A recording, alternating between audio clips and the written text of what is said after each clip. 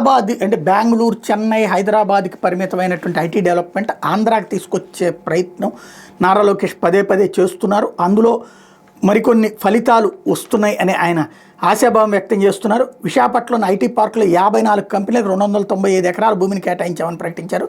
వాటిలో 41 కంపెనీలు కార్యకలాపాలు కొనసాగిస్తున్నాయని గుర్తు చేశారు. ఐటీ రంగంలో పెద్ద ఎత్తున పెట్టుబడుల కోసం కృషి చేస్తున్నామన్నారు.